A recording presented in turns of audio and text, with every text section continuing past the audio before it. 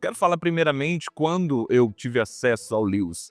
Eu tive acesso ao Lewis quando eu era jovem, não faz muito tempo, mas uns 10 anos atrás, eu tinha 26 anos de idade, eu li o livro dele sobre o peso da glória, que é comentário de Salmos, algumas coisas relacionadas a Salmos.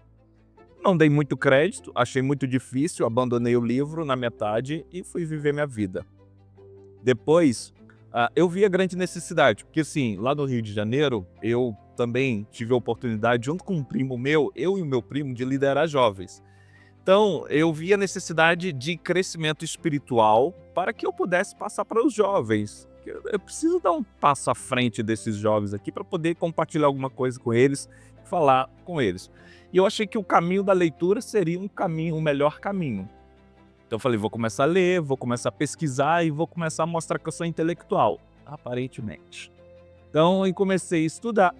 E um desses livros foi esse livro do C.S. Lewis que muito me chamou a atenção. Aí sim eu comecei a ler mais coisas do Lewis, porque muito me chamou a atenção. Bom, Lewis não é um teólogo, ele é um cara que ama literatura, é um cara especialista em latim e grego, é a formação dele, e um cara batizado. Eu amo essa expressão porque ele diz no seu livro sobre Surpreendido pela Alegria. É um livraço. Se você quiser conhecer mais sobre Lewis, leia esse livro.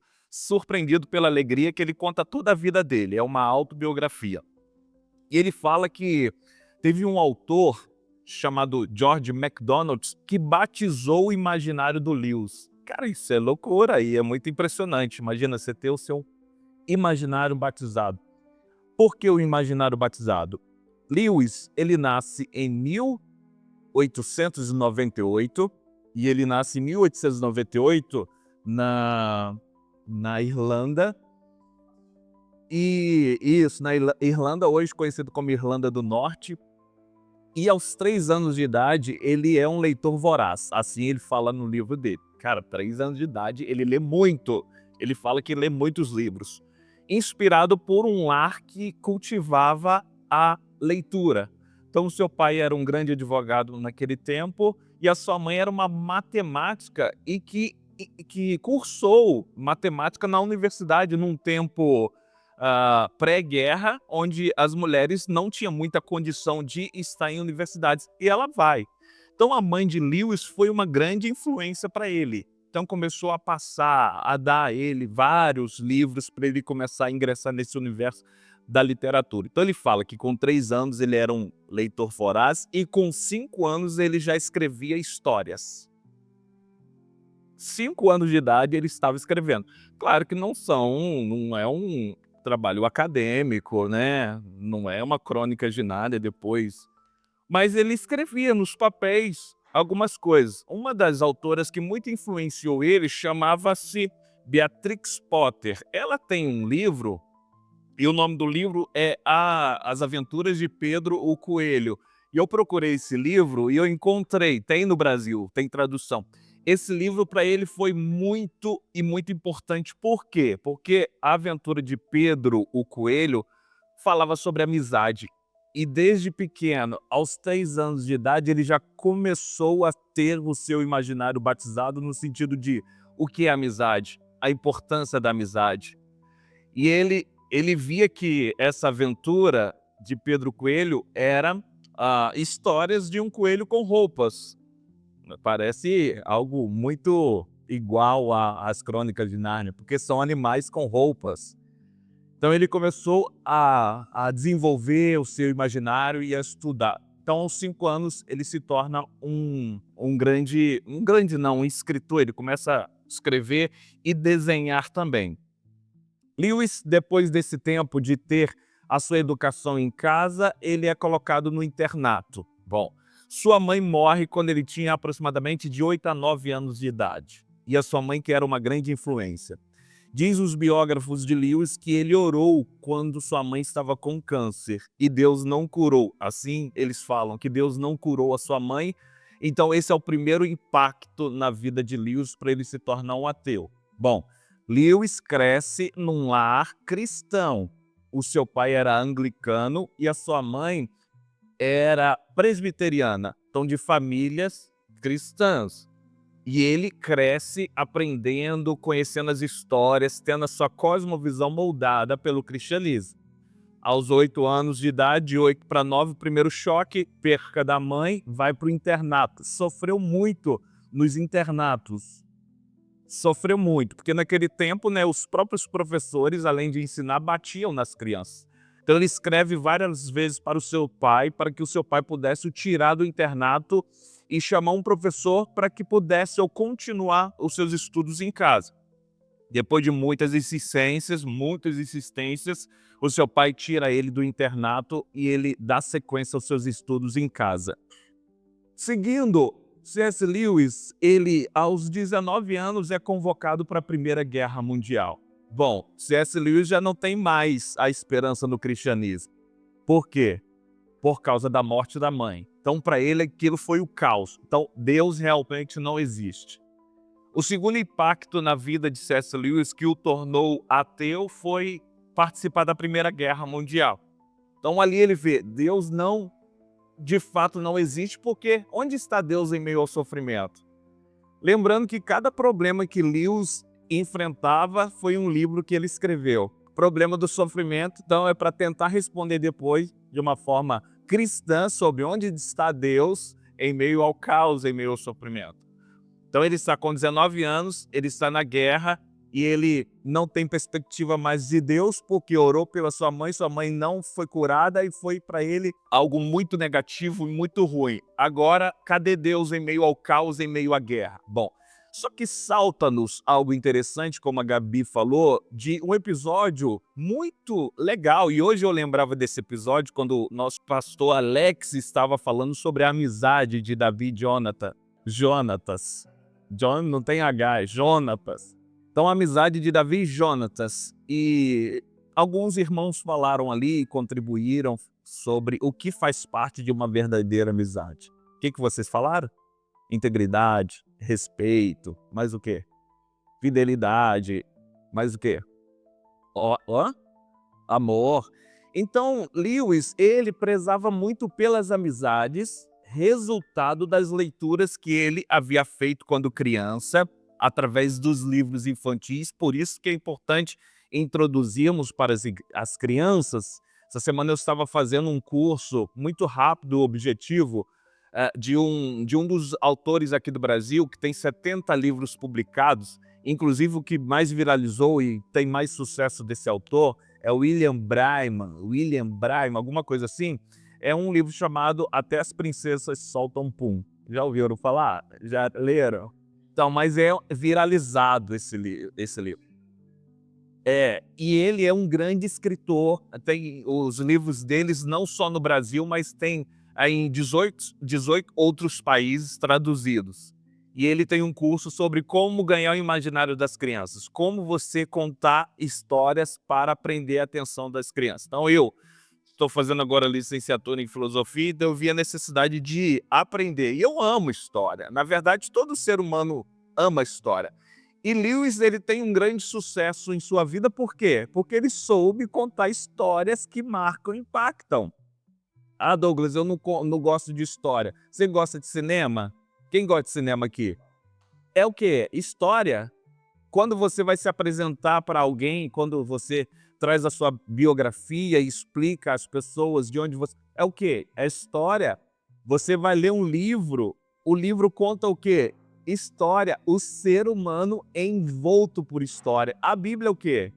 É um livro de história. Então, o ser humano ama história. Então, ele soube cativar o ser humano por meio de histórias, mas histórias não vazias, mas histórias que têm o impacto. Então, voltando ao curso, eu fiz esse curso porque senti a necessidade e porque agora eu estou estagiando em uma escola e eu estou cuidando de algumas crianças e como prender a atenção daquelas crianças por meio do imaginário e das histórias. E eu descobri que C.S. Lewis me prendeu por causa disso também, por causa da história. Voltando na Primeira Guerra, e o episódio que nos chama a atenção foi o episódio de um amigo que ele conheceu lá. O nome desse amigo era Padmore, 2 O, Padmore. Esse amigo lutou com Lewis na guerra e ele fez um voto com esse amigo. Olha só o poder da amizade. E o voto foi qual? Aquele que morresse, morreu. Não tem mais jeito. Mas aquele que sobrevivesse da guerra iria cuidar de alguma das famílias, ou pai ou mãe do outro. Bom, Lewis não tinha mãe, então a mãe dele morreu com 8, 9 anos.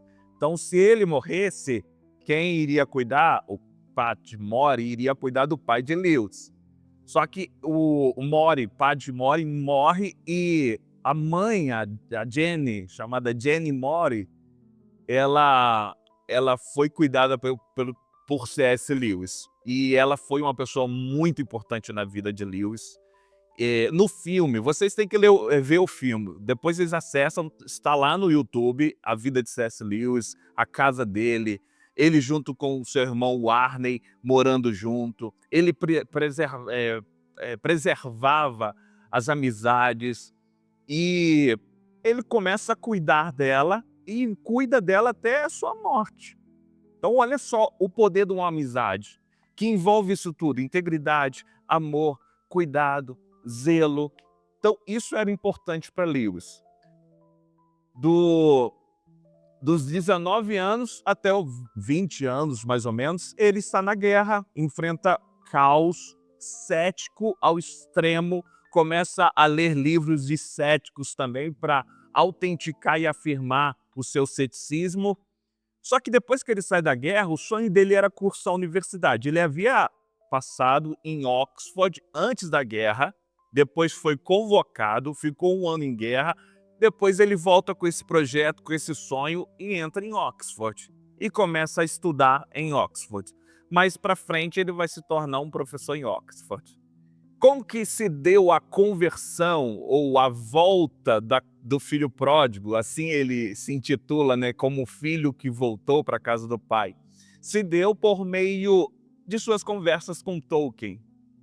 Então Tolkien existe, e no filme vocês podem ver isso, em Oxford existe um caminho estreito onde duas pessoas podem estar passando e caminhando juntas de um lugar para o outro. Parece que é da universidade até um parque, ou da saída da universidade.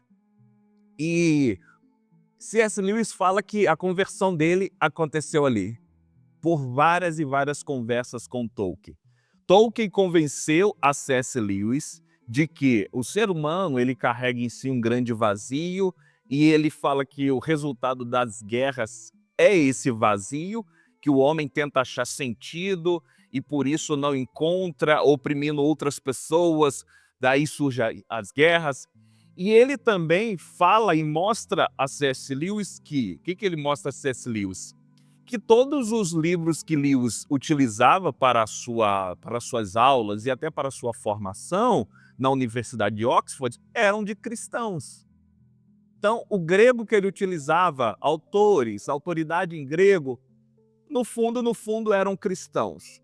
Então ele viu que o mundo ele está imerso de gente cristã, e Lewis fala que nesse exato momento que ele para pensar e analisar isso, ele fala assim, realmente, e algo que salta aos olhos de Lewis é que o cristão também pensa, o cristão também pode ser inteligente. Que ele achava que não, e ele tinha um preconceito com isso. Mas olhando para o católico J.R.R. Tolkien, e olhando para uns amigos de Oxford também, ele viu que ele poderia ser crente e também ser inteligente. Então, nesse processo, nessas caminhadas, nesse zelo pela amizade, nessa morte do seu amigo e não a Lewis, eu dou graças a Deus e oro a Deus porque Lewis não morreu em guerra, e por não ter morrido em guerra, olha o resultado da vida dele para nós. Então foram muitos livros, muitas coisas boas. Então Lewis se converte. O primeiro, ou a primeira obra publicada por Lewis na sua conversão é um livro intitulado como Regresso do Peregrino, que conta uma biografia dele, esse anseio que ele sempre teve por Deus, mas por vezes o que ele fez? Tentou se afastar de Deus. E ele fala nesse livro que ele é como uma caça e Deus um caçador. E a todo momento, nos livros que ele lia, nas conversas que ele tinha, nas reportagens que ele ouvia, sempre Deus o caçando, até que chegou um momento que ele não tinha mais para onde correr. Era a parede que estava por detrás dele e ele se rendeu a Cristo. Então lembrando que cada episódio que marca C.S. Lewis resulta num livro. Então esse foi o primeiro livro dele e é uma apologia que traz uma alegoria sobre o cristianismo contido nesse livro. Então esse é um livro que narra o quê? Os anseios que ele mesmo experimentou desde a infância e que o levou à aceitação adulta da fé. Então daí em diante ele começa a escrever mais coisas, mas com a sua cosmovisão totalmente transformada. Bom, depois disso nós vamos ver que Lewis, junto com alguns amigos, eles montam um clube de encontro, conforme esse aqui, chamado os Wilkins. Esse clube é interessante. Por quê? Igual aqui, nós estamos aqui, ó, falando sobre literatura. É o que eles falavam e faziam. Então eles levavam um tema e o interessante é que, olha só, Tolkien já estava escrevendo O Senhor dos Anéis há anos, só que ele era perfeccionista ao extremo. E esse problema de Tolkien de ser perfeccionista afetava a amizade entre ele e C.S. Lewis. Tanto que Tolkien faz uma crítica a Lewis em Crônica de Nárnia, porque Lewis é muito explícito sobre o cristianismo. O leão já é explícito que é Jesus, né? A feiticeira já é explícito que é o mal. Agora, em Senhor dos Anéis, a gente não vê muito isso. Ou seja, é uma cosmovisão cristã, mas disfarçada, que vai penetrando aos poucos. Então são nas aventuras que demonstram o anseio do ser humano, na busca por felicidade, na busca de uma terra onde não tem guerra. Então em Tolkien é disfarçado, mas em Lewis é explícito. Então eles tinham essa dificuldade. Acho que esse problema que tem também muito a nós é quando algo está pronto, no sentido do filme já tem as imagens prontas. No livro a gente precisa criar as imagens. Então acho que o legal da literatura é isso, você cria as imagens na sua mente, seu imaginário.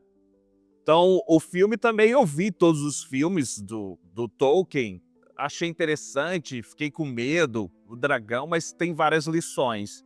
Então o objetivo principal deles era isso, se reunir e, inclusive, como eu disse, o Tolkien era perfeccionista ao extremo e carregava as folhas do seu livro e nunca publicava. Até que C.S. Lewis chama a atenção dele, pega os livros dele, começa a ler junto com os amigos que se encontravam uma vez por semana para falar sobre literatura e ajudar uns aos outros. Dali surgiram vários livros de vários autores, amigos, e Tolkien ele decide publicar depois da orientação de C.S. Lewis, tanto que no livro do Tolkien, Senhor dos Anéis, tem ali o prefácio, ou a dedicatória ao seu amigo C.S. Lewis. Então, olha a importância de estarmos juntos e cultivando esse momento de leitura. Então, dali surgiram muitas e muitas coisas que transformaram totalmente o mundo.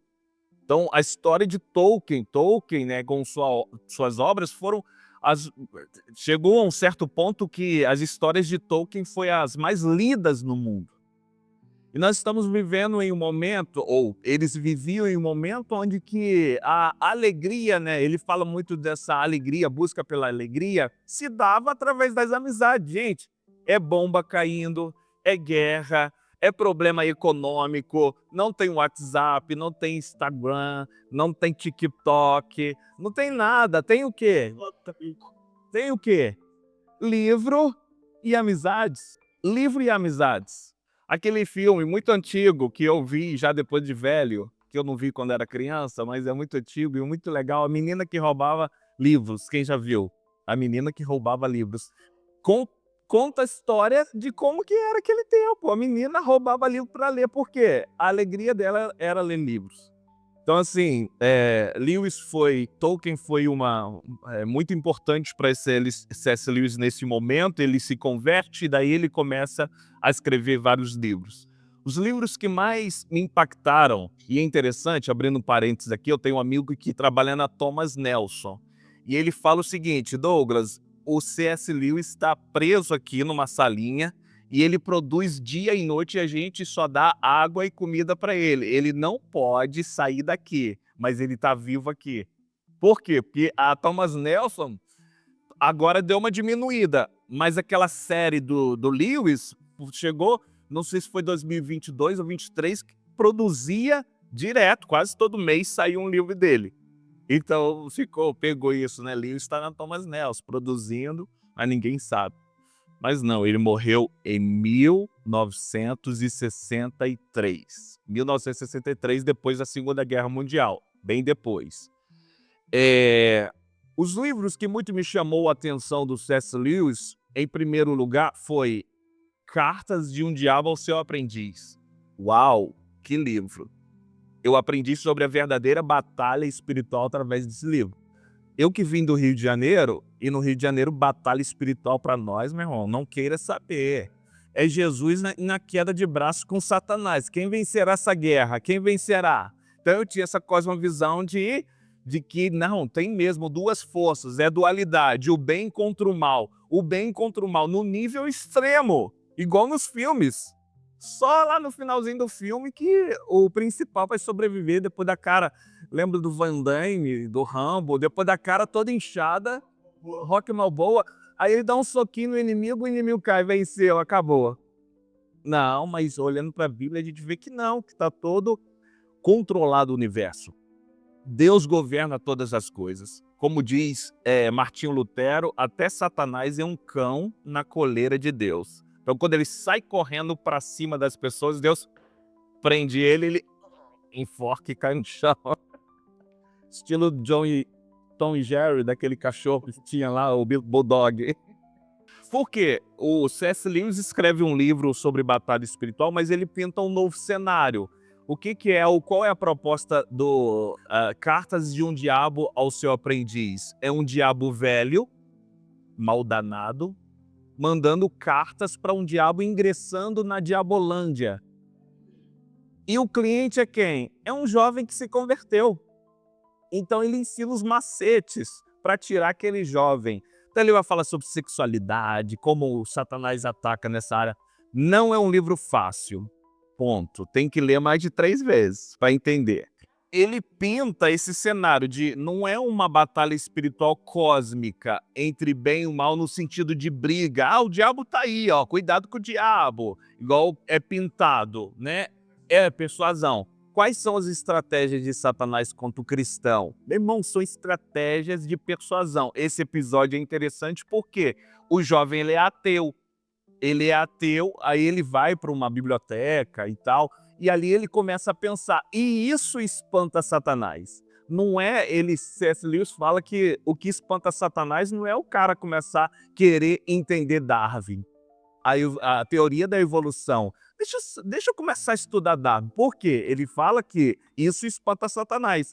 Por quê? Porque o jovem vai começar a fazer tantas perguntas, tantos questionamentos, que aquilo não vai ser suficiente. Darwin não vai ser suficiente. Não, tem que ter uma mente pensante por detrás disso. E ele fala que o medo de Satanás é isso, é quando o jovem, de fato, começa a buscar conhecimento. Agora, Satanás se tranquiliza quando o jovem não quer saber de nada, como esse momento. O jovem começou a fazer várias perguntas, lendo ali, pesquisando, e de repente ele olha, aí o maldanado fala, né, para Vermelindo, ó, fale para ele que já está na hora do almoço, para que ele possa abandonar isso. Chega, é um limite, porque se ele passar disso, vai ser problema para a gente vai perder essa guerra.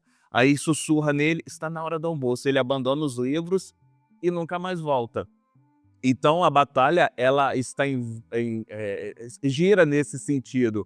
O maior perigo para o reino das trevas é quando o jovem de fato lê a Bíblia, conhece teologia, conhece Deus, começa a fazer perguntas. Deus existe mesmo? Onde está Deus em meio ao caos? Onde está Deus em meio ao sofrimento? E isso estremece Satanás.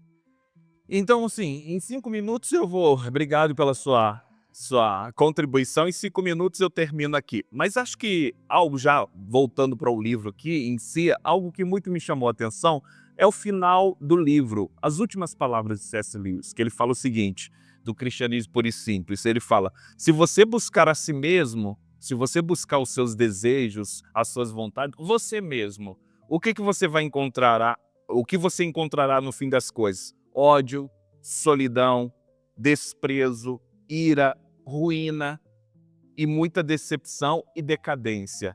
Mas se você buscar a Cristo, acabará por encontrar a Ele e junto com Ele as demais coisas. Então, C.S. Lewis resume o cristianismo puro e simples em a busca incessante por Jesus. E pode ter certeza que quando você buscar a Cristo, você terá também a resposta para todas as outras coisas que te envolvem. Esse é um livro não fácil, conforme nenhum dos livros de C.S. Lewis é fácil. Por quê? Porque ele era um intelectual extremo. Ele foi reconhecido na Universidade de Cambridge, de Oxford, como um professor de alta patente, só que ele tenta ao máximo fazer-se entendido por meio das suas figuras de linguagem e o tempo. Então é Segunda Guerra Mundial, século XIX, então muda, os termos mudaram. Então por isso que é bom você ler. Eu li esse livro todo e de vez em quando eu estou lendo ele, partes dele, porque são 4, se eu não me engano, 4 ou 5 livros dentro de um. Conforme a Gabi falou, o pastor Alex falou, são livros mais megafônicos, no sentido de Lewis ser convidado pela BBC para 10 minutos só, ele trazer, eu não sei se era por dia ou por semana, mas depois a gente pode ver isso, 10 minutos para ele trazer uma mensagem de esperança. Então ele vai falar sobre ética, muito impacto teve. Então foi no período de 1941 a 1944 que ele esteve na BBC falando 10 minutos a respeito da esperança. Em 1952, os editores pegaram todas essas palestras, organizaram, entregaram a Lewis, ele aprovou, aí foi publicado em 1952, 11 anos antes da sua morte.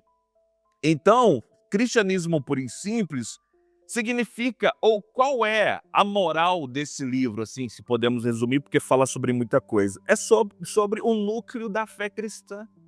Como de fato nos tornar um verdadeiro cristão. Ele fala sobre a importância dos jovens ingressarem em teologia, que é muito importante porque a teologia nada mais, nada menos é do que o conhecimento sobre Deus.